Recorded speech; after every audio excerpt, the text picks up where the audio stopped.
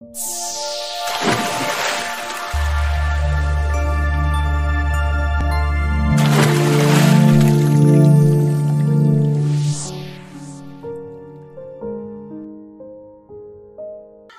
izin Pak Haji, saya sebagai CDP Angkatan 9 sudah sampai kepada materi modul 1.4 yaitu budaya positif. Jadi saya berencana untuk memenuhi tugas saya melakukan diseminasi tentang budaya positif kepada teman-teman, rekan sejawat, dan juga paguyuban wali murid tadi. Oh iya. Dan harapan kami dari kepala sekolah yang diutamakan adalah budaya yang erat kaitannya dengan lingkungan yang ada di suatu lembaga. Jadi bisa terangkat dan bisa dilestarikan dan bisa tahu semua dari semua siswa itu dan didukung oleh stakeholder yang ada seperti itu. Ya. Terima kasih Pak Haji. Mungkin sebentar lagi saya dengan teman-teman dan juga paguyuban akan mengadakan diseminasi di ruang kelas. Iya, terima kasih. Biar nanti semua pihak paguyuban biar mendukung seperti itu. Partisipasinya yang diutamakan. Ya, terima kasih. Assalamualaikum warahmatullahi wabarakatuh. Yang terhormat Bapak Elianto SPD sebagai calon guru penggerak SDN Gunungsari 2, yang terhormat Bapak Ibu Guru SDN Gunungsari 2, serta perwakilan paguyuban dari kelas 1 sampai kelas 6 yang saya banggakan. Syukur alhamdulillah, mari kita panjatkan kehadiran Tuhan Yang Maha Esa yang telah memberikan nikmat sehat sehingga kita semua dapat berkumpul di ruang kelas 2 ini dalam acara diseminasi budaya positif. Sholawat dan salam kita haturkan kepada Nabi Muhammad SAW yang telah membawa kita menjadi insan yang berilmu. Hadirin yang saya hormati, acara selanjutnya diseminasi budaya positif yang akan disampaikan oleh Bapak Elianto SPD. Kepadanya dipersilakan.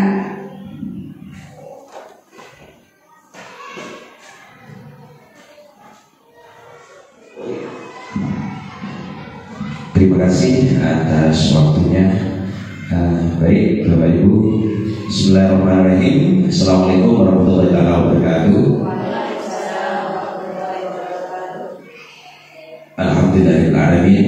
Di pagi hari ini kita bisa mengikuti acara diseminasi aksi nyata penyebaran dan pemahaman serta penerapan budaya positif di SDN Gunungsari 2.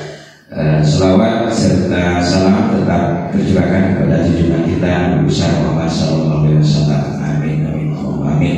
Baik, Bapak Ibu, saya di sini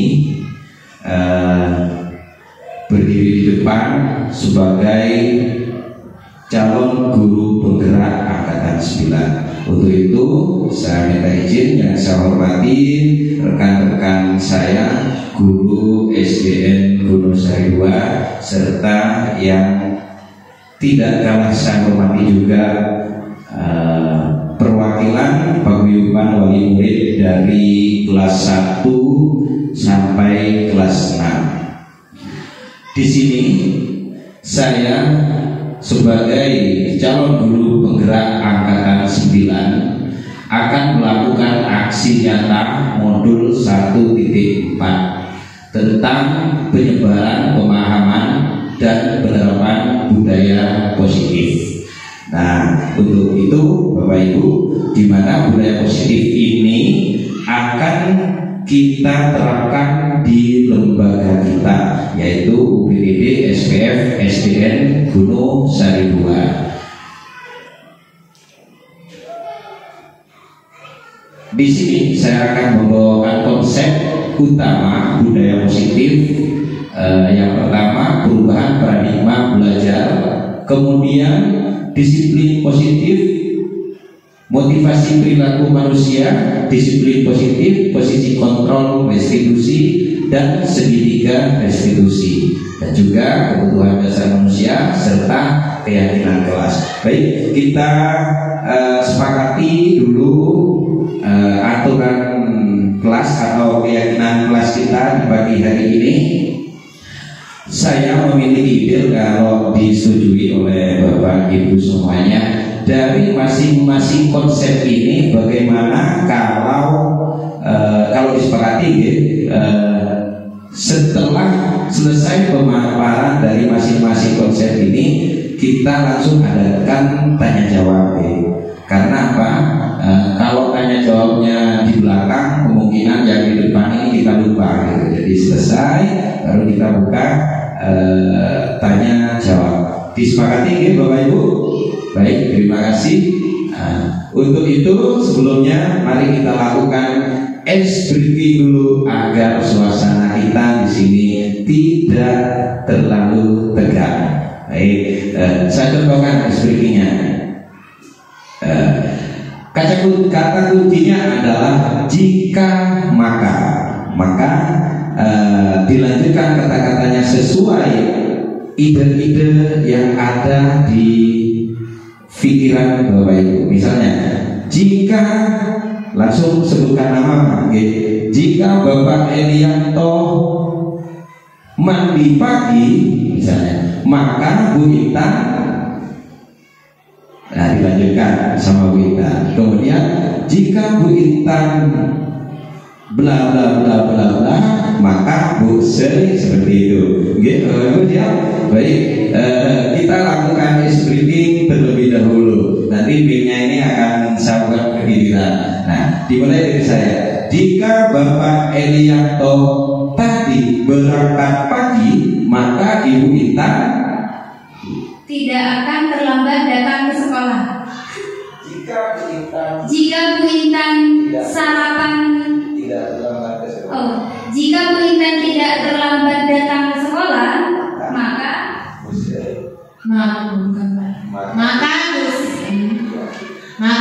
Sri tidak akan disanksi di kelas.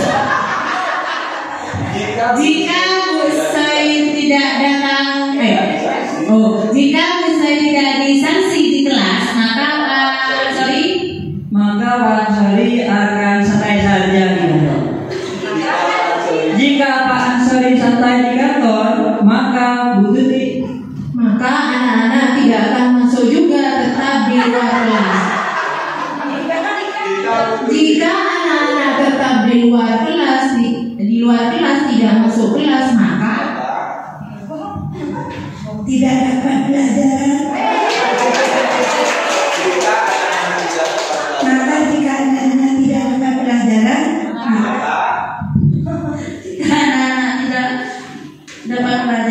anak-anak akan bermain di luar kelas. Jika anak-anak bermain di luar kelas, maka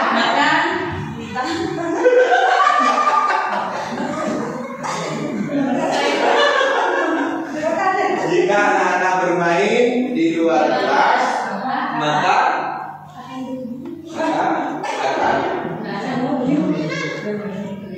anak-anak akan bermain di luar kelas. Ya, baik, tidak apa-apa. Jika anak-anak bermain di luar kelas, maka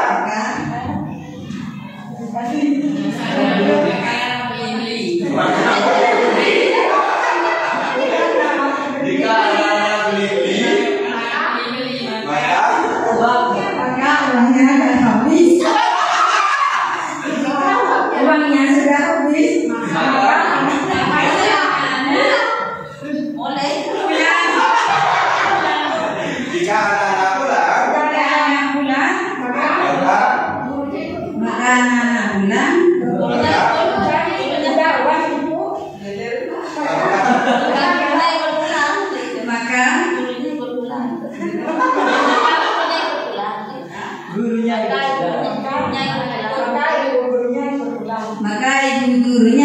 pulang, maka jika ibu gurunya ikut pulang, jika ibu gurunya ikut pulang, sekolah juga suruh pulang. Baik Bapak Ibu, terima kasih atas diskusinya. Mari kita tepuk tangan untuk kita semua. Itu tadi merupakan speaking yang sangat luar biasa, menggunakan kata kunci jika, maka, sampai, membedah, guru pulang, anak-anak ikut pulang, seperti itu. Saya ucapkan terima kasih. Baik Bapak Ibu, kita langsung ke materi. Yang pertama ini konsep utama budaya positif.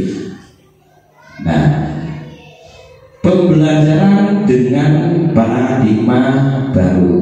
Nah, ini Bapak Ibu yang perlu kita ketahui. Di sini mungkin saya di sini biar bisa kelihatan. Pembelajaran dengan paradigma baru merupakan pembelajaran yang dirancang berdasarkan prinsip pembelajaran berdiferensiasi, sehingga para peserta didik belajar sesuai kebutuhannya berdasarkan tahap perkembangan sesuai dengan teori psikologi modern untuk mewujudkan profil pelajar Pancasila. Nah, Bapak Ibu yang saya hormati, profil pelajar Pancasila itu ya ini. Mungkin kalau Bapak Ibu guru sudah paham dan sudah memahami seperti apa profil pelajar Pancasila. Nah, untuk perwakilan paguyuban ini profil pelajar Pancasila yang pertama, beriman, bertakwa kepada Tuhan Yang Maha Esa dan berakhlak mulia. Kemudian yang kedua, berkebinekaan global. Yang selanjutnya, mandiri, bergotong royong, kreatif dan bernalar kritis. Nah, yang perlu digarisbawahi Bapak Ibu di sini adalah prinsip pembelajaran berdiferensiasi. Ini maksudnya kami sebagai pendidik dalam menerapkan pembelajaran kepada peserta didik itu menggunakan pembelajaran berdiferensiasi. Seperti apa pembelajaran berdiferensiasi itu Bapak Ibu? Nah, pelajaran berdiferensiasi itu pembelajaran di dalam kelas yang penyampaiannya atau materinya berbeda-beda disesuaikan dengan kemampuan dan kebutuhan peserta didik. Seperti itu Bapak Ibu. Jadi sebelum kita memberikan pelajaran, kami sebagai pendidik melakukan asesmen diagnostik namanya. Nah, melalui asesmen diagnostik itu diagnostik itu, asesmen diagnostik itu, kalau Bapak Ibu ini sudah paham asesmen diagnostik seperti apa, yaitu cara kami mengetahui karakter atau keunikan masing-masing peserta didik yang ada di kelas. Karena tiap-tiap peserta didik itu memiliki keunikan masing-masing Bapak Ibu. Jadi ada, kalau kita lihat dari cara berpikir, berpikir itu ada berpikir cepat dan berpikir lambat. Bukan berarti lambat itu pola atau gaya berpikirnya itu di bawah rata-rata, bukan.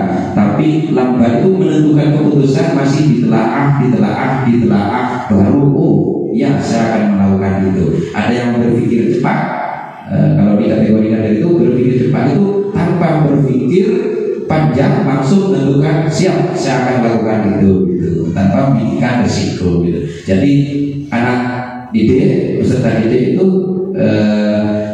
dilihat dulu keunikannya, karakternya, baru kalau sudah ketemu kemampuannya, kemudian gaya belajarnya ingin seperti apa, baru kami sebagai pengajar atau pendidik melakukan pembelajaran sesuai dengan kebutuhannya peserta didik kami. Itu yang dimaksud dengan pembelajaran berdiferensiasi Bapak Ibu. Baik Bapak Ibu, untuk pembelajaran dengan paradigma baru ingin ditanyakan sesuai kesepakatan dari setiap konsep langsung dibuka tanya jawab biar kita tidak lupa apa yang setelah saya sampaikan seperti itu. Mungkin ada pertanyaan atau kita lanjut? Lanjut, baik. Selanjutnya kita di sini akan mengenal namanya disiplin positif, Bapak Ibu. Disiplin positif. Nah, disiplin berasal dari kata disiplina yang artinya belajar. Disiplin mengacu pada disiplin diri yang memiliki tanggung jawab terhadap apa yang dilakukan berdasarkan nilai-nilai yang diyakini. Jadi disiplin ini memiliki tanggung jawab terhadap apa yang dilakukan berdasarkan nilai-nilai yang ada di diri peserta didik atau ada di diri kita.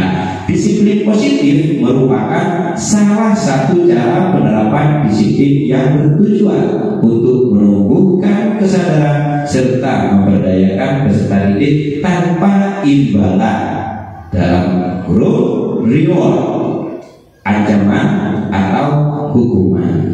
Nah, seperti ini Bapak Ibu. Kenapa kami sebagai pendidik itu sudah menghilangkan namanya reward. Kalau dulu peringkat 1 dikasih hadiah, peringkat 2 seperti itu. Makanya itu ditiadakan karena reward ini sebenarnya reward ini akan mengakibatkan kepada peserta didik yang lain itu untuk tidak percaya diri. Dalam bahasa sederhananya seperti ini, yang dapat penghargaan, nah saya akan belajar lebih giat nanti kalau setelah semester, setelah ujian saya akan mendapatkan reward. Tapi yang lain biar sudah aku kan mau tiap tahun katanya yang lain udah pernah dapat penghargaan, tidak usah belajar. Nah, yang diuntungkan satu orang tapi yang dikorbankan banyak orang seperti itu. Kenapa reward ini tidak dianjurkan? Memang reward ini boleh diberikan oleh pendidik atau guru di waktu-waktu tertentu, dalam artian tidak mengorbankan peserta didik yang lain. Maksudnya pikirannya Bapak Ibu khawatir mengganggu yang lain. Baik, sebagai pendidik tujuan kita adalah menciptakan peserta didik yang memiliki disiplin diri sehingga mereka berperilaku mengacu kepada nilai-nilai kebajikan universal dan memiliki motivasi intrinsik dalam perubahan perilaku ke arah yang lebih baik. Ini kami Bapak Ibu sebagai pendidik ini, kami harus bisa menciptakan peserta didik yang memiliki disiplin diri pada putra putri kami, anak didik kami, sehingga mereka berperilaku mengacu kepada nilai-nilai kebajikan universal dan memiliki motivasi intrinsik dalam perubahan perilaku ke arah yang lebih baik. Baik, sekarang kita akan membahas nilai-nilai kebajikan Bapak Ibu. Nah, yang pertama, nilai-nilai kebajikan. Nah, kalau tadi nilai kebajikan katanya waktu, apa kebajikan? Gitu Bapak Ibu. Nah, sekarang kita akan membahas nilai-nilai kebajikan universal yang harus dimiliki peserta didik atau putra putri Bapak Ibu semua. Nah, nilai-nilai kebajikan adalah sifat-sifat positif manusia. Jadi sifat-sifat yang positif yang ada di peserta didik terutama seperti itu, yang merupakan tujuan mulia yang ingin dicapai setiap individu. Nilai-nilai tersebut bersifat universal dan lintas bahasa, suku bahasa, agama maupun latar belakang. Jadi nilai-nilai kebajikan ini adalah nilai positif. Bahasa sederhananya nilai-nilai yang baik yang harus dimiliki oleh peserta didik dan bersifat universal. Jadi tidak boleh terganggu karena perbedaan bahasa, suku bangsa misalnya, atau agama, atau latar belakang. Misalnya kalau agama ada teman yang beragama non muslim misalnya. Jadi nilai-nilai kebajikan itu harus tetap ada di diri peserta didik walaupun berbeda agama. Itu yang dimaksud universal, Bapak Ibu. Kemudian dengan mengaitkan nilai-nilai kebajikan yang diyakini seseorang, maka motivasi intrinsiknya akan terbangun sehingga menggerakkan motivasi dari dalam untuk dapat mencapai tujuan mulia yang diinginkan. Jadi di sini motivasi intrinsik ini dari dalam diri, Bapak Ibu. Dari dalam diri motivasinya kalau sudah terbangun dari diri peserta didik sendiri, maka nilai-nilai kebajikan itu akan mampu menggerakkan motivasi sehingga akan mencapai tujuan mulia yang diinginkan. Karena nilai kebajikan ini adalah nilai-nilai positif, nilai-nilai yang baik yang harus dimiliki peserta didik kita. Kemudian nilai-nilai kebajikan yang ingin dicapai oleh setiap anak Indonesia kita kenal dengan profil pelajar Pancasila. Nah, ini nilai-nilai kebajikan yang ingin dicapai oleh putra-putri kita kenal dengan profil belajar Pancasila yang ini, Bapak Ibu.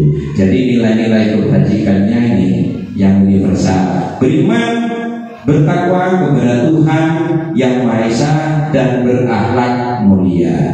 Jadi di sini tidak disebutkan beriman kepada Allah misalnya seperti itu. Jadi makanya universal. Jadi semua anak-anak dalam lintas agama apapun harus memiliki nilai kebajikan beriman, bertakwa kepada Tuhan Yang Maha Esa. Jadi tidak hanya Muslim, tidak hanya Kristen, semua agama yang diakui di Indonesia. Kemudian berkebinekaan global. Jadi ini dari suku bangsa mana, misalnya ras Madura, ras Jawa, semuanya bersatu di sini. Kemudian bergotong royong. Jadi putra putri kita atau anak didik kita itu dilatih atau dibiasakan memiliki budaya positif atau nilai-nilai kebajikan bergotong royong, terbiasa bergotong royong, baik di dalam kelas, kolaborasi, berdiskusi, kemudian di luar kelas atau bahkan di rumah, Bapak Ibu, terbiasa dengan bergotong royong. Nah, untuk itu maka pembelajaran saat ini ketika kita membahas gotong royong pada profil belajar Pancasila ini, mohon maaf untuk rekan-rekan guru pendidik, pembelajaran di kelas itu secara tugas mandiri itu harus dikurangi, tapi harus diutamakan berkolaborasi. Jadi kita dalam mendidik peserta didik kita itu usahakan sekitar 80% berkolaborasi atau berdiskusi. Jadi jangan sampai berdiri sendiri seperti yang kita lakukan kemarin sebelum kita mengenal profil belajar Pancasila ini. Sepakat gitu Bapak Ibu guru? Sepakat. Baik. Kemudian mandiri. Ini nilai kebajikan yang harus dimiliki dan akan dimiliki oleh peserta didik mandiri. Jadi mampu melakukan sesuatu itu berdasarkan dari kemauannya sendiri dan melakukan sendiri. Jadi di sekolah atau di rumah peserta didik kita itu tetap dilatih untuk mandiri mandiri, bukan mandi sendiri gitu Bapak Ibu, tapi mandiri dalam melakukan suatu hal.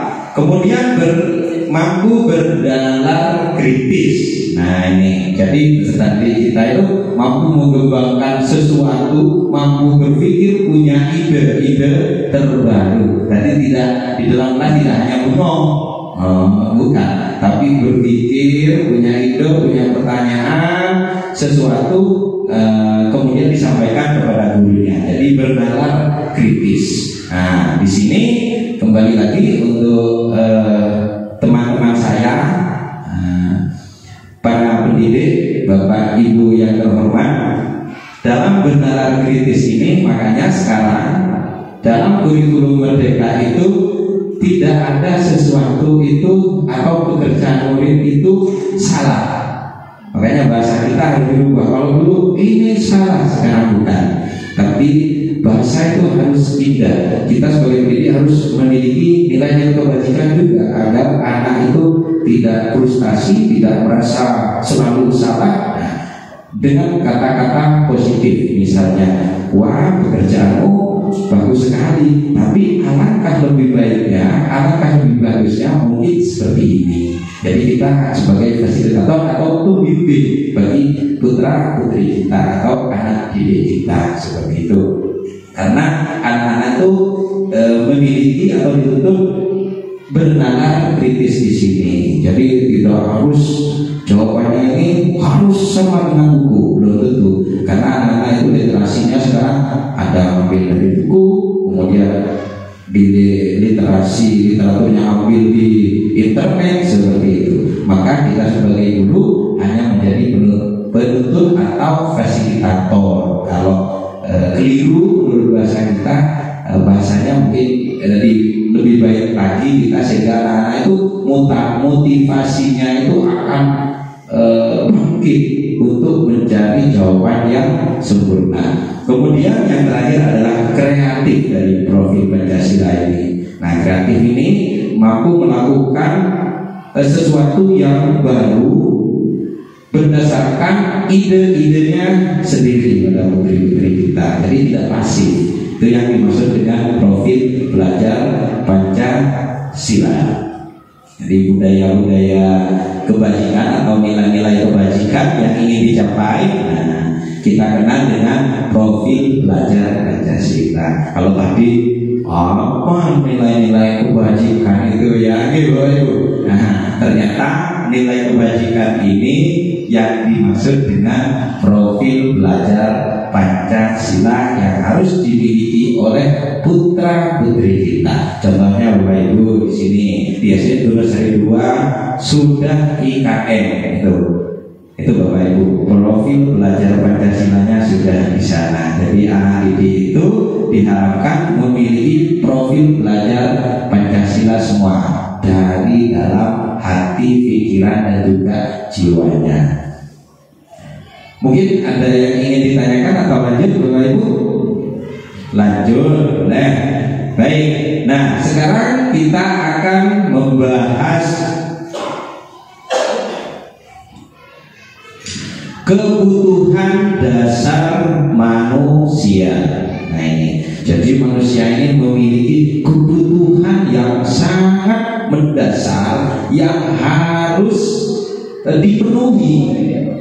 Ini kebutuhan dasar manusia adalah sesuatu yang kita lakukan untuk mendapatkan apa yang kita inginkan.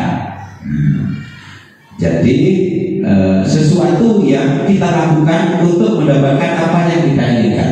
Yang kita inginkan apa itu harus terpenuhi. Nah itu namanya kebutuhan dasar. Kemudian seluruh tindakan yang kita lakukan memiliki tujuan tertentu.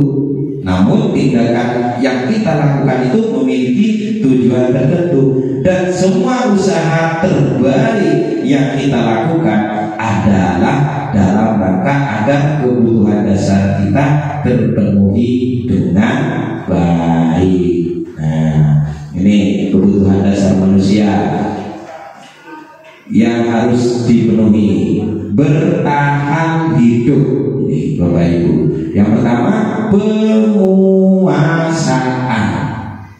Ini yang harus kita penuhi. Kalau penguasaan ini tidak terpenuhi, rasanya gimana? Aku ingin seperti ini, tapi teman-temanku seperti itu. Aku ingin menguasai permainan ini, pembelajaran ini, tapi teman-temanku tidak mendukungku. Akhirnya yang terjadi adalah rasa kecewa seperti itu.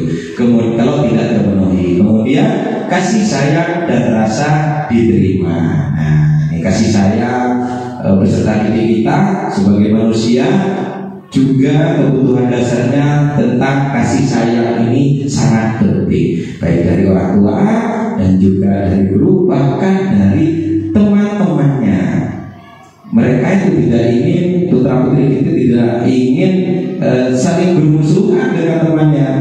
Jadi kebutuhan dasarnya kasih sayang ini harus terpenuhi, baru akan tercipta pembelajaran di kelas itu yang kondusif sesuai yang diinginkan. Dan rasa diterima ketika berkolaborasi di antara teman-temannya. Mereka sebagai manusia itu ingin diterima, Bapak Ibu, tidak mau dikucilkan. Jadi teman-temannya harus menerima aku. Apalagi kalau di kelas saya itu menerapkan kolaborasinya atau kelompoknya tiap hari itu benar-benar, Bapak Ibu. Jadi saya itu memberikan kartu seperti lotre ketika masuk kelas. Misalnya kelompok 1 yang mendapatkan nomor kursi 1 sampai 5 misalnya. Jadi yang dapat nomor itu dibaca dulu. Jadi kelompok 1, kelompok 2, kelompok 3. Jadi tiap hari dia itu bertukar tempat dengan temannya dalam satu kelompok. Harapannya Bapak Ibu, mereka bisa berkolaborasi, bisa berteman tidak hanya satu orang, tapi bisa berteman dan bisa menerima atau diterima oleh temannya yang lain. Jadi rasa kekeluargaannya itu yang diharapkan seperti itu. Kemudian kebebasan, dari bebas berpendapat, bebas berekspresi, bebas kreatif, itu yang diinginkan putra putri kita. Tadi tidak terbelenggu ketika mau berpendapat, mau bertanya. Jadi harus diberikan ruang. Kalau tidak seperti itu dia akan kecewa seperti itu. Dan kesenangan. Nah, di sini kesenangan ini harus terpenuhi. Makanya sekarang dalam kurikulum Merdeka itu pembelajaran di ruang kelas itu harus menyenangkan. Jadi tidak boleh suasananya seram di dalam kelas, tidak. Kami sebagai pendidik hanya menuntut. Makanya tadi dikatakan kami melakukan asesmen diagnostik itu untuk mengetahui pembelajaran seperti apa yang diinginkan oleh putra putri kami atau peserta didik kami. Baru kita mengikuti dengan tidak secara langsung kami sebagai peserta didik itu harus bisa masuk atau menjiwai anak didik. Ibarat kata menjadi anak-anak juga, biar kami bisa berbaur dan bisa menciptakan pembelajaran yang menyenangkan di kelas.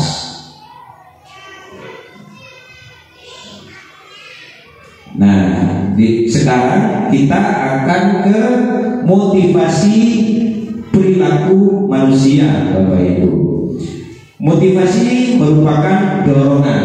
Jadi motivasi itu dorongan yang dimiliki seorang individu yang dapat merangsang untuk dapat melakukan tindakan-tindakan atau sesuatu yang menjadi dasar atau alasan seseorang untuk berperilaku atau mencapai tujuan tertentu. Jadi itu adalah motivasi yang merupakan sebuah dorongan dari intrinsik, dari dalam jiwa, dari dalam hati maksudnya. Nah, motivasi perilaku manusia ini yang pertama, untuk menghindari ketidaknyamanan atau hukuman.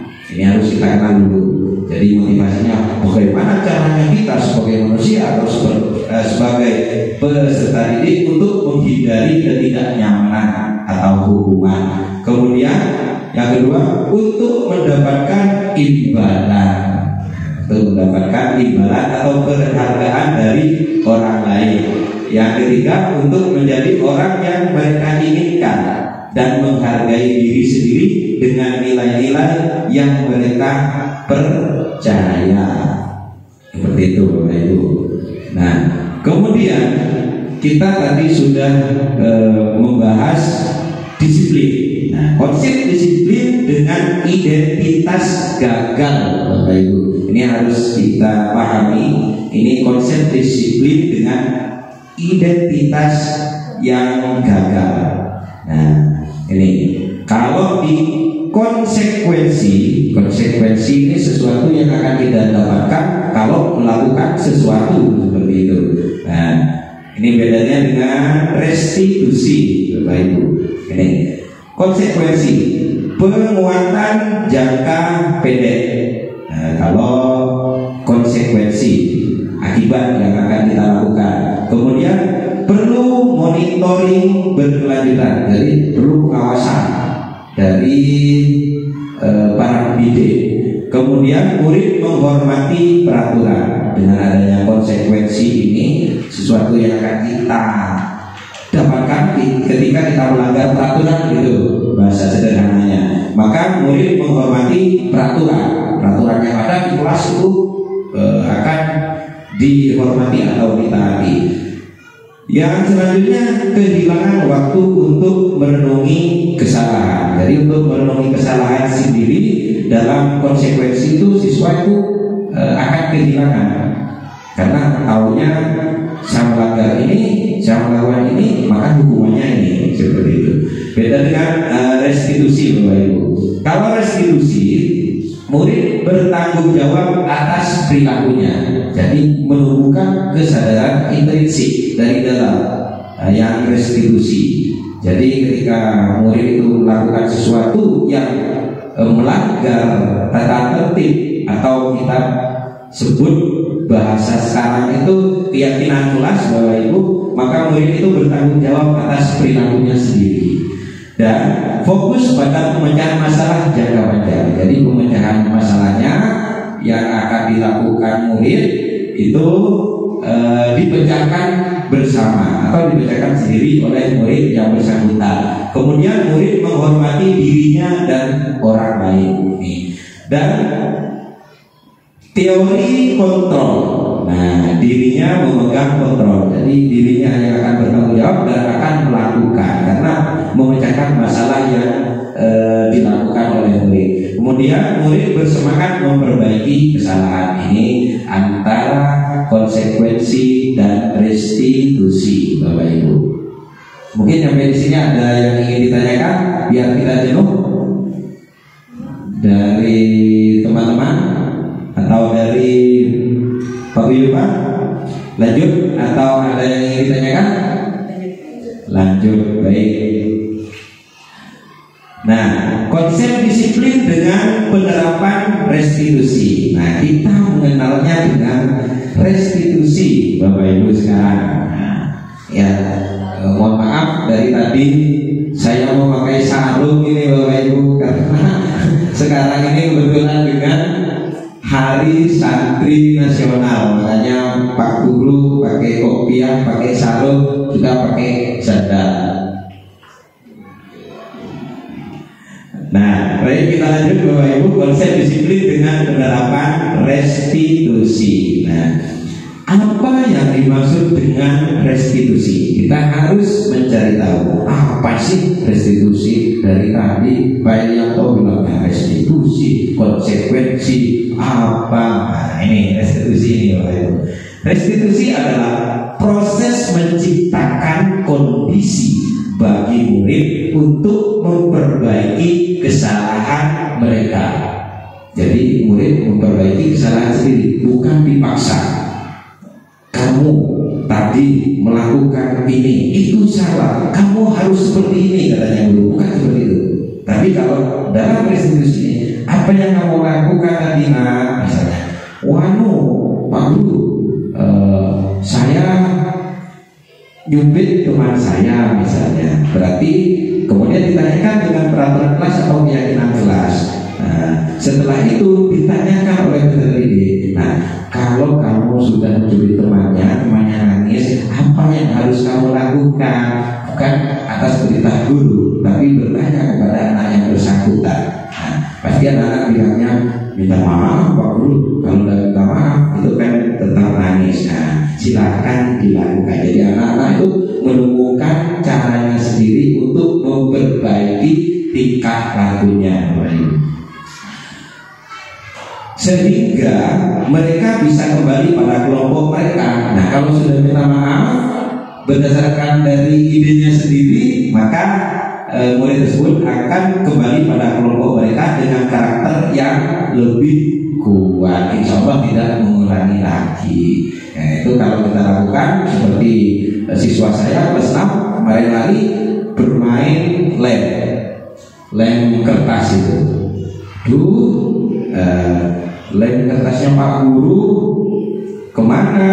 Katanya Pak Guru itu dibuat mainan Pak Guru. Ini kan beli, gimana ya? Ini caranya agar ada lagi. Akhirnya anak didik saya itu urunan yang main lem, urunan tapi sambil menggerutu. Habis sudah uang saku saya buat beli lem. Nah, lemnya dibelikan. Jadi mereka itu sudah tahu caranya bertanggung jawab terhadap kesalahan yang mereka lakukan. Dengan harapan dengan membeli lem itu besok paginya itu tidak akan melakukan lagi. Tanpa saya suruh belikan lem, tak usah. Jadi tinggal tanya ke anak didik, apa yang harus kamu lakukan agar lem di kelas kita ini ada lagi. Nah, mereka pasti ayo urunan. Tapi dengan urunan uang sakunya kan habis. Nah, besok paginya insya Allah tidak melakukan lagi. Tapi bukan kehendak guru, tapi kehendak kesadaran mereka sendiri. Kemudian ciri-ciri restitusi, Bapak Ibu.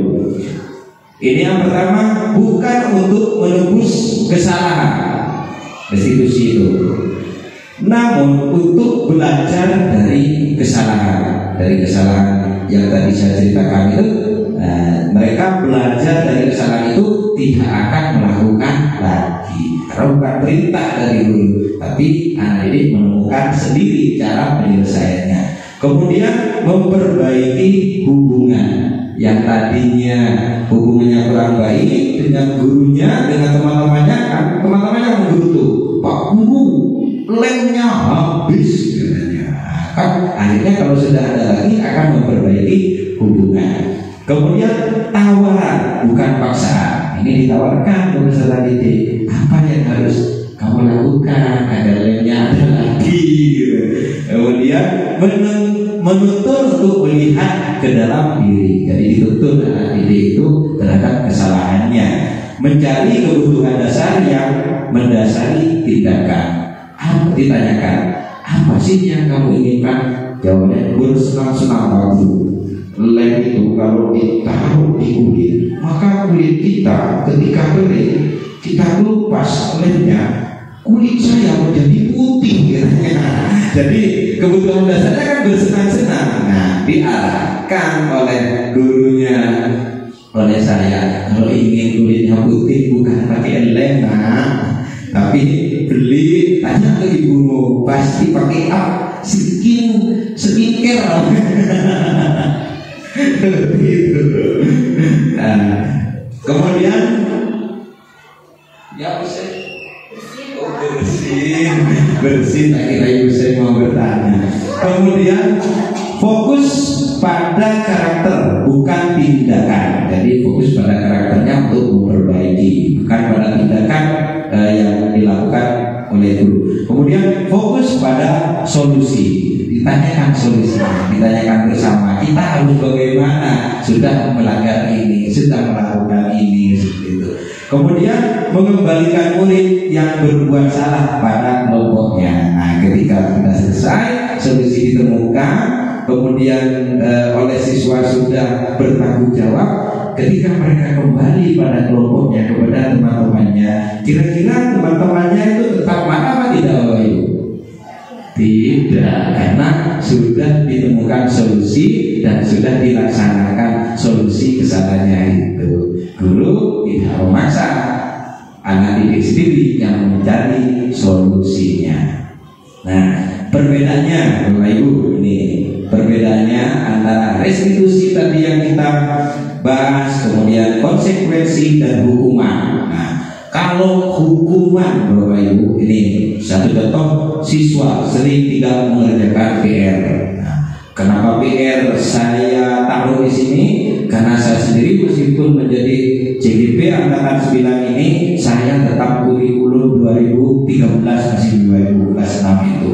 Jadi saya tetap mengangkat PR dulu di bekerja. Sebenarnya PR-nya walaupun di ke-13 itu pekerjaan dengan orang tua, jadi kolaborasi juga di rumah, tapi ada beda dengan IKM-nya. Nah, hukuman ketika siswa saya, contohnya siswa saya tidak mengerjakan PR, hukuman guru menghukum murid dengan berdiri 10 menit di depan kelas karena tidak mengerjakan PR. Nah, ini. Kemudian guru marah, murid menjadi takut. Betul tidak Bapak Ibu? Betul. Ketika kami marah, murid itu bukan motivasi belajarnya malah bagus, bukan. Oh ya, saya dimarahi Pak Guru, maka besok saya harus seperti ini. Bukan. Tapi malah mentalnya itu akan down. Ya Allah, kita takut sekali ke Pak Guru. Gimana ini saya? Pasti seperti itu. Ketakutan yang ada. Ketakutan yang ada dan bisa dipastikan Bapak Ibu, kalau peserta didik kita ketakutannya luar biasa terhadap pendidiknya atau gurunya, kira-kira bisa belajar dengan nyaman tidak? Tidak, di dalam kelas itu tidak mungkin pembelajaran akan tenang, nyaman, kondusif. Tidak. Bahkan ketika pada profil Pancasila tadi berpikir kritis, kemudian kreatif, saya yakin siswa kita tidak akan kreatif lagi karena takut pada gurunya. Kemudian ini yang konsekuensi Bapak Ibu. Guru memberikan konsekuensi untuk menulis PR sebanyak 3 kali. Yang tadinya PR-nya hanya 10, misalnya 10 soal, maka akan menjadi 30. Nah, tidak dimarahi, tapi ya, ayo silakan tulis PR-nya 30 kali ya, misalnya seperti itu. Tidak marah gurunya kalau di konsekuensi. Kemudian guru tegas dan murid menghormati peraturan. Karena gurunya tegas dengan konsekuensi yang harus dilakukan murid, maka murid menghormati peraturan. Yang dihormati adalah peraturan. Nah, beda dengan restitusi.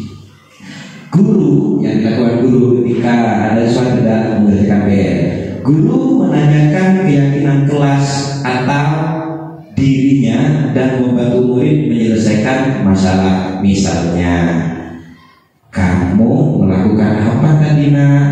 Nah, saya tidak mengerjakan PR Pak Guru. Nah, kira-kira keyakinan kelas, karena keyakinan kelas itu dibuat sendiri. Nanti saya ada contoh videonya. Keyakinan kelas apa yang tidak kamu patuhi? Nah, murid menjawab seperti itu. Kemudian guru membantu murid menyelesaikan masalahnya. Kemudian kira-kira apa yang harus kamu lakukan? Nah, ditanyakan siswa. Misalnya siswanya jawab, saya akan mengerjakan di sini Pak Guru. Boleh. Seperti itu. Kalau tadi yang konsekuensi 30 kali harus diselesaikan. Kalau yang ini diserahkan kepada siswa. Intinya materi atau pembelajaran itu terselesaikan. Saya akan mengumpulkan besok Pak Guru, saya kerjakan nanti di rumah. Insya Allah saya tidak akan lupa lagi. Saya akan bilang kepada orang tua saya misalnya. Maka diperbolehkan. Yang penting solusinya dari anak didik, tumbuh kesadaran sendiri. Kemudian guru terbuka dan murid menghormati dirinya dan orang lain. Itu perbedaan hukuman, konsekuensi, dan restitusi. Nah, ini posisi kontrol sebagai pendidik Bapak Ibu. Yang pertama adalah penghukum. Yang kedua, membuat rasa bersalah. Yang ketiga, teman. Kemudian yang keempat pemantau, yang kelima sebagai manajer. Nah, untuk untuk membantu rasa penasaran kita tentang kelima posisi kontrol ini, nah selanjutnya ini, nah, posisi kontrol guru.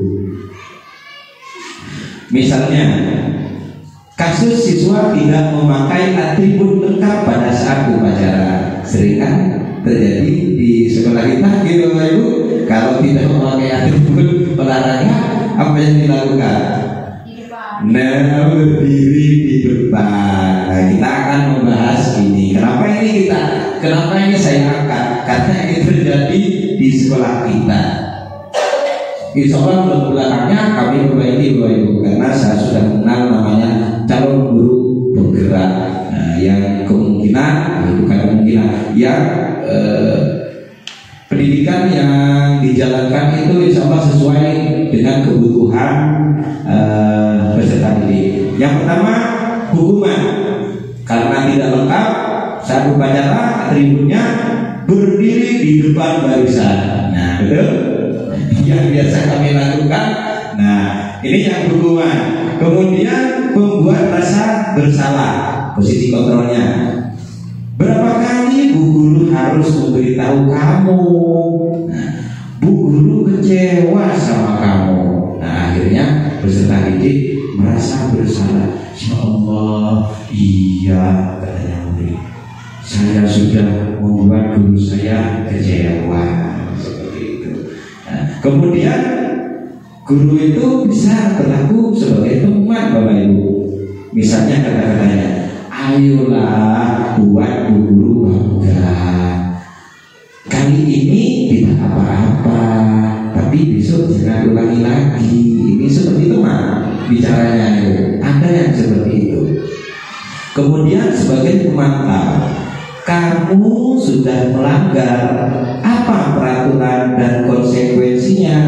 Nah, ditanyakan juga ke murid ini dalam bahasa melanggar dan peraturan. Beda lagi dengan manajer, posisi seorang guru, kontrol seorang guru Bapak Ibu. Ini ada manajer. Maka kalau seorang manajer itu akan mengatakan, apakah kamu tahu kesalahanmu? Nah, jadi mencarikan solusi bersama-sama. Kira-kira apa yang akan kamu lakukan untuk memperbaiki kesalahanmu ini? Jadi ditanyakan ke siswa, ke peserta didik. Sudah tidak pakai atribut, ditanyakan kira-kira apa yang akan kamu lakukan. Nah, misalnya muridnya menjawab, Senin depan atau mulai besok Pak Guru, saya akan memakai atribut lengkap. Nah, kita minta bertanggung jawab. Jadi ditanyakan ke siswa, bukan langsung dimarahi. Jadi kami itu usahakan menghindari yang ini, yang hukuman. Nah, sebisa mungkin posisi kontrol yang baik ini manajer yang harus dimiliki seorang pendidik. Karena di dalam manajer ini kita mencari solusi bersama siswa. Yang harus dilakukan ditanyakan ke siswa, bukan dari seorang guru. Kemudian, nah ini Bapak Ibu, budaya positif. Salah satu contoh budaya positif. Kita sudah tahu tadi posisi kontrol sebagai pemantau, sebagai teman, penghukum, manajer. Nah, sekarang kita ke budaya positif, keyakinan kelas. Mengapa tidak peraturan saja? Mengapa keyakinan kelas? Nah, seperti itu. Mungkin dari posisi kontrol ini ada yang ingin ditanyakan atau sangat jelas sekali atau butuh pemaparan kembali dari saya?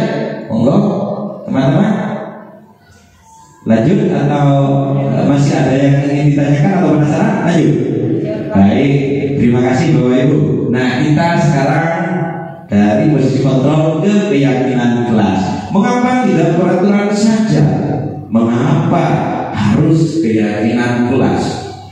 Di dalam kelas itu kan ada tata tertib, peraturan kelas, harus harus ini, harus itu. Nah sekarang dirubah menjadi keyakinan kelas. Kenapa tidak peraturan? Mari kita cari tahu. Asal jangan sama tempe, cukup tahu saja. Keyakinan kelas Bapak Ibu. Nah, mengapa kita memiliki peraturan harus menggunakan helm bila mengendarai roda 2? Nah, dari pertanyaan pagi ini, mengapa kita memiliki peraturan harus datang tepat waktu pada saat mengikuti pelatihan? Contohnya seperti sekarang ini. Nah, itu awal dari keyakinan kelas. Nah, sekarang kita ke budaya positif keyakinan kelas, pembuatan keyakinan kelas. Kenapa harus keyakinan kelas? Karena keyakinan kelas itu lebih abstrak dari peraturan. Itu yang pertama. Yang kedua, berupaya pernyataan universal. Yang ketiga, dibuat dalam bentuk positif. Kemudian sedikit saja agar mudah diingat dan sesuai dengan kondisi kelas dan sekolah agar mudah diterapkan. Semua warga sekolah atau kelas dilibatkan saat membuatnya. Nah, di sini Bapak Ibu, yang perlu kita garis bawahi di sini bedanya peraturan dengan keyakinan kelas. Dalam keyakinan kelas itu dibuat dalam bentuk positif. Jadi tidak ada kata tidak boleh. Siswa tidak boleh makan di dalam kelas. Itu tidak dipakai lagi. Beda. Itu bedanya peraturan dengan keyakinan kelas. Tapi dibuat kalimat positif. Misalnya makan minum di luar kelas atau pada jam istirahat, seperti itu. Jadi keyakinan kelas itu dibuat sesuai keinginan anak didik itu, kelas itu maunya seperti apa, seperti itu Bapak Ibu. Ya, harus dari peserta didik. Beda dengan dulu. Kalau kami dulu peraturan, maka peraturan itu guru yang membuat Bapak Ibu. 1 tahun ini, 2 tahun ini, 3 tahun ini, sampai di atas 10. Nah, kalau keyakinan kelas tidak, tergantung dari putra putri kami mau seperti apa kelasnya. Nah, itu makanya dikatakan dibuat dalam bentuk positif dan berupaya pernyataan universal. Ini salah satu contohnya seperti ini Bapak Ibu. Ini keyakinan kelas yang budaya positif, keyakinan kelas yang sudah saya lakukan di kelas 6. Contohnya seperti ini.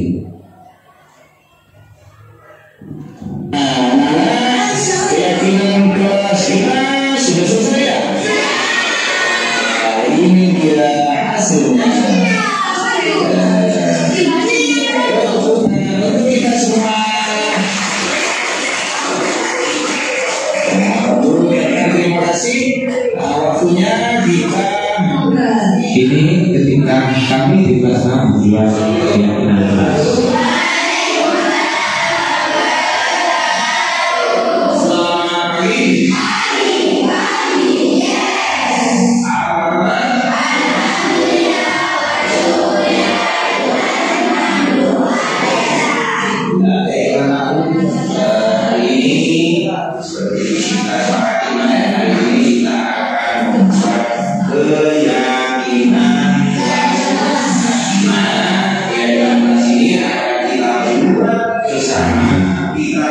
Dilibatkan semua Bapak Ibu. Ini kita masing-masing, kemudian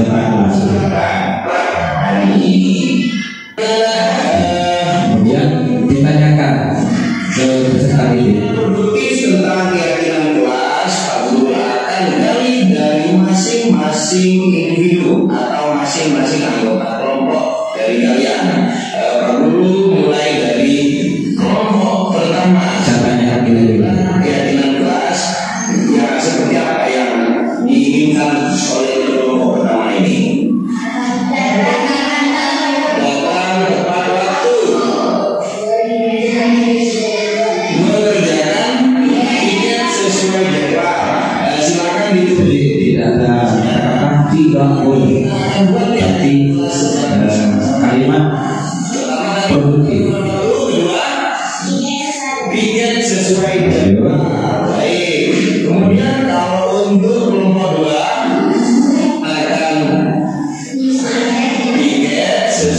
Ini ditawarkan dulu karena kira-kira kelasnya mau seperti apa dan kita yang akan kita lakukan itu apa gitu, agar kelas kita menjadi kondusif. Dan kalau sudah ditampung dari peserta ini, sudah dilibatkan semua ide-ide kreatifnya anak-anak itu, baru anak-anak itu akan membuatnya. Contohnya seperti ini.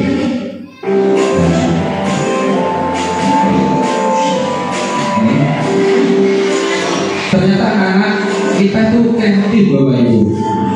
Kalau berdasarkan dari pendapatnya sendiri dan apa yang mereka inginkan, mereka akan aktif, kreatif membuatnya seperti itu, berkolaborasi bersama teman-temannya.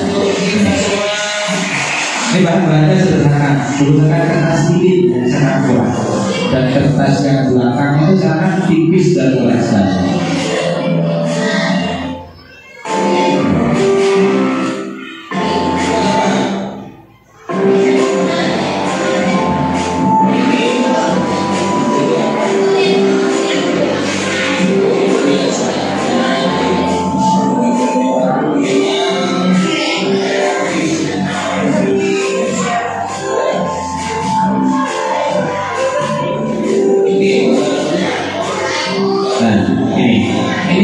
Profil pelajar Pancasila yang tadi Bapak Ibu, bentar metodenya saya dulu.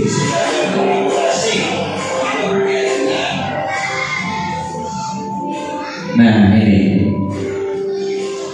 kreatifnya dapat, ya berpikir kritisnya dapat dari profil pelajar Pancasila itu, bergotong royong dapat, kemudian apa tadi? Berkebinekaan global dapat, anak-anak bergotong royong walaupun berbeda suku, berbeda latar belakang, tetap melakukan bekerja bersama-sama. Nah, saling hormat menghormati baik guru antar teman, seperti itu. Ini. Jadi kalau kita serahkan kepada putra putri kita atau anak didik kita itu, mereka akan sangat senang sekali melakukannya. Beda dengan yang katanya Pak Guru tadi peraturan, ayo buat seperti ini, pasti anak didik kita itu merasa terpaksa dan bekerjanya pun ya sudah, kalau ini maunya Pak Guru, isinya hukuman semua. Seperti itu, tidak boleh ini, kalau melakukan ini maka hukumannya ini, begitu. Beda dengan keyakinan kelas itu, karena kata-katanya itu bukan menghukum, tapi menumbuhkan kesadaran sendiri.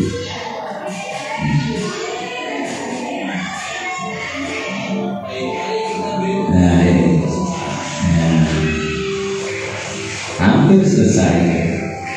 Jadi kolaborasinya ini dapat, dan kelas itu intinya menyenangkan karena berdasarkan dari keinginan peserta didik sendiri.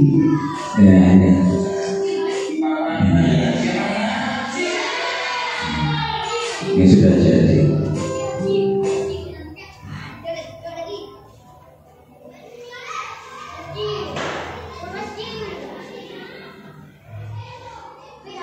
Nah itu tadi salah satu contoh membuat keyakinan kelasnya diinginkan peserta didik. Jadi kalimat-kalimatnya produktif, tidak berisi ancaman, tidak boleh, tidak.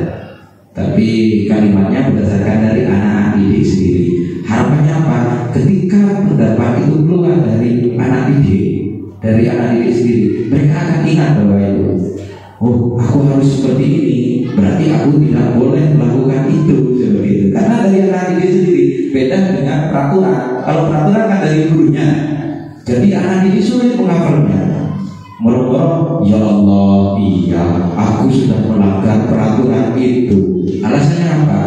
Lupa, karena gurunya yang membuat. Beda dengan keyakinan kelas. Kalau keyakinan kelas akan ingat sendiri karena pendapatnya itu dari siswa, seperti itu. Baik, kalau tadi budaya positif membuat keyakinan kelas, kita ke segitiga restitusi sekarang Bapak Ibu. Nah, di mana segitiga restitusi ini harus kita kenal dan harus kita lakukan. Segitiga restitusi merupakan sebuah strategi yang dapat dilakukan sebagai proses menciptakan kondisi menuntun murid, bukan mengatur atau memerintah gitu, menuntun murid untuk memperbaiki kesalahan-kesalahan yang mereka lakukan. Kemudian dalam segitiga restitusi ini ada tahapan-tahapannya. Nah, jadi di posisi kontrol tadi yang kita bahas itu, kemudian tahapan restitusinya.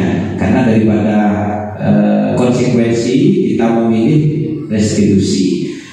Menstabilkan identitas, kemudian validasi tindakan yang salah. Menstabilkan identitas ini kita mengakui, kita menyadari bahwa anak didik itu melakukan kesalahan itu berdasarkan ada kafir break itu. Nah, monggo silakan dulu. Baik, sambil lalu bagian apa namanya konsumsi berjalan, saya lanjutkan ya Bapak Ibu. Baik, menstabilkan identitas. Jadi menstabilkan identitas ini kita sebagai pendidik bertanya kepada siswa kita tentang kelakuan atau perbuatan yang melanggar keyakinan kelas yang tadi. Jadi misalnya tentang kebutuhan dasar manusia tadi melakukan apa misalnya saya tidak mengerjakan PR Pak Guru. Oh iya. Kemudian seorang guru itu bilang, Pak Guru di sini tidak akan mencari kesalahan. Pak Guru pun sama pernah dulu waktu sekolah dan mengerjakan PR. Jadi menstabilkan dulu agar anak-anak tidak merasa kecewa. Nah, berarti guru saya juga pernah melakukan kesalahan. Baru ditanya tadi, karena kita sudah melakukan kesalahan, sekarang kira-kira apa yang harus kita lakukan seperti itu. Jadi bukan sesuai hukum dan mengerjakan PR, kerjakan 10 kali, bukan seperti itu sekarang Bapak Ibu. Nah, kemudian validasi tindakan yang salah. Nah, ini menanyakan tindakan yang salah tadi dan menanyakan keyakinan kelas yang dibuat tadi oleh anak didik, apa yang sudah kita lakukan seperti itu. Itu segitiga restitusi. Nah, kalau dibuat seperti ini segitiga restitusi, yang satu menstabilkan identitas, kemudian kedua validasi tindakan yang salah, dan selanjutnya menanyakan keyakinan. Nah, salah satu contohnya yang sudah saya lakukan sebagai posisi kontrol seorang pendidik Bapak Ibu, ini sudah saya lakukan di kelas saya. Ketika saya sudah mengetahui posisi kontrol harus bagaimana dan seperti apa yang saya inginkan, kemudian saya terapkan di kelas saya. Contohnya seperti ini.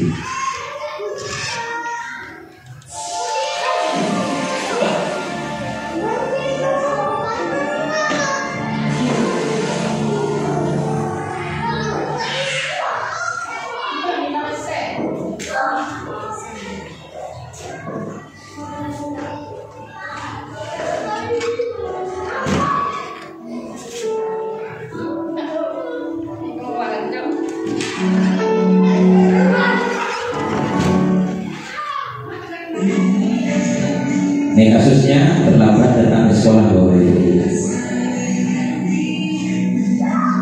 Salah satu siswa saya. Bukan maksud dimarahi Bapak Ibu, tapi disuruh kelas. Setelah itu kita bahas bersama dengan seorang guru.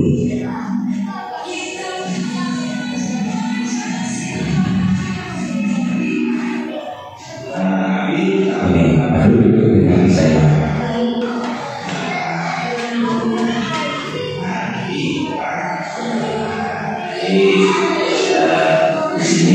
Menstabilkan akan dari kesalahan hukum kesalahan. Kira-kira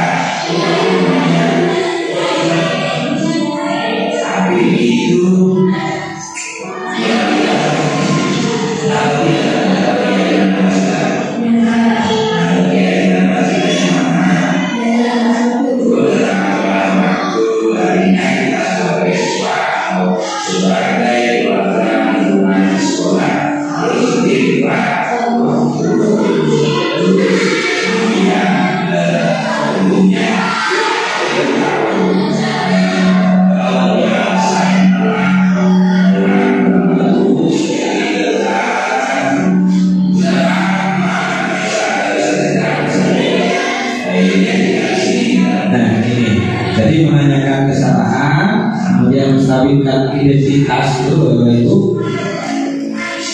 kemudian mencari solusi bersama dengan siswa. Jadi solusi untuk memperbaiki itu bukan dari saya, tapi dari siswa.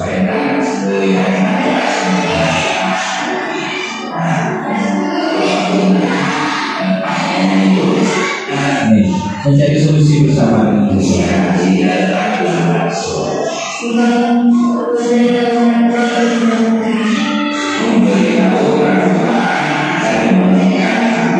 Karena biasanya bangun sesiang, jadi akan memberitahu orang tua. Hidupnya tidak terlalu lama. Jadi dari anak didik sendiri mencari solusinya bagaimana. Kemudian kita tanyakan, saya tak boleh besok dilaksanakan, dibuka dimarahi atau dihukum.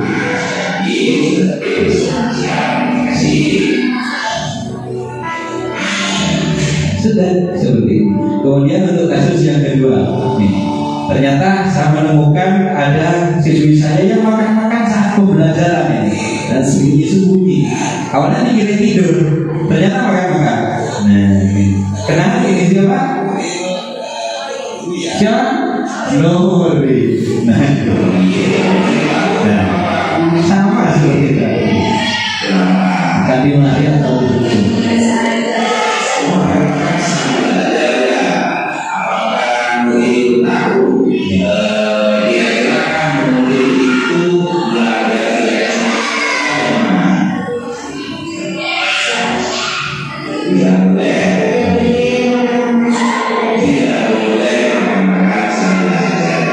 jadi ini ditanyakan dulu keyakinannya, keyakinan kelas yang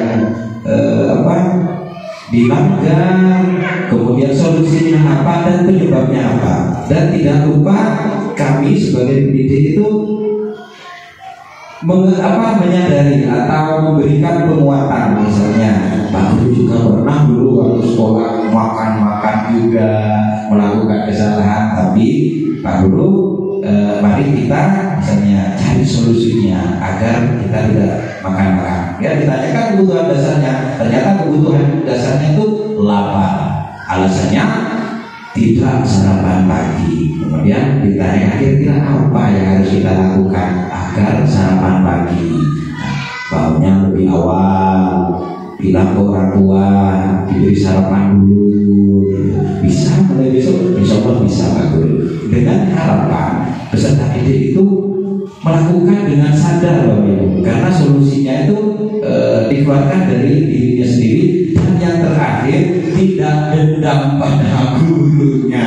Kalau dihukum, orang-orang dihukum dengan keras, wah nanti pulangnya Pak Guru, sepedanya Pak Guru emosi, misalnya seperti itu. Tapi tidak. Nah, kalau di segitiga restitusi, satu contoh ini ada videonya, tanggapannya anak didik setelah dilakukan segitiga restitusi.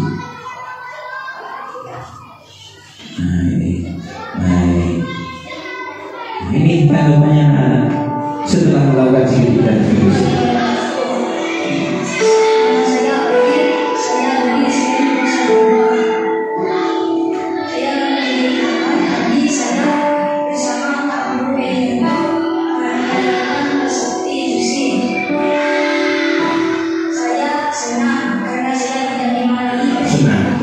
Tidak dimarahi. Dan kami menemukan solusi. Terima kasih Pak Guru. Assalamualaikum warahmatullahi wabarakatuh. Yang ada adalah ucapan terima kasih dari siswa dan akan memperbaikinya seperti itu. Nah, itu dari segitiga restitusi, budaya positif yang harus kami lakukan di kelas kami. Menurut perwakilan paguyuban dari kelas 1 sampai kelas 6, bagus tidak budaya positif yang akan diterapkan oleh kami di SDN Gunung Sari 2? Bagus, mari beri tepuk tangan untuk kita semua. Mendukung tidak tentang keyakinan kelas, segitiga, institusi untuk selanjutnya untuk ditingkatkan dan diterapkan di sekolah kami. Mendukung atau tidak Bapak Ibu? Mendukung. Mari kita tepuk tangan lagi untuk kita semua.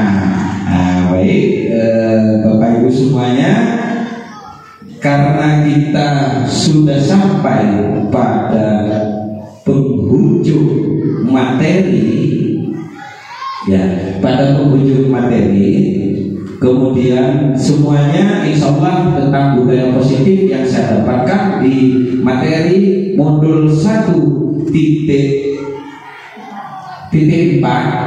sudah saya paparkan atau sudah saya sajikan, dan semoga kedepannya apa yang kami dapatkan termasuk teman-teman guru di SDN Gunung Sari 2 ini dapat melaksanakan dan melakukan budaya-budaya positif, baik yang ada di sekolah kami tingkatkan, yang belum ada insya Allah kami akan lakukan. Untuk itu kami mohon dukungannya kepada Bapak Ibu wali murid. Siap mendukung Bapak Ibu? Siap, terima kasih. Mungkin demikian pemaparan saya tentang budaya positif. Jika ada salah kata atau salah penyampaian, saya sebagai manusia biasa meminta maaf, dan insya Allah saya bantu. Kesepian tanpa kekasih. Bilangnya apa Bapak Ibu? Karena kita sudah tua-tua semua, ini yang mengingat masa lalu.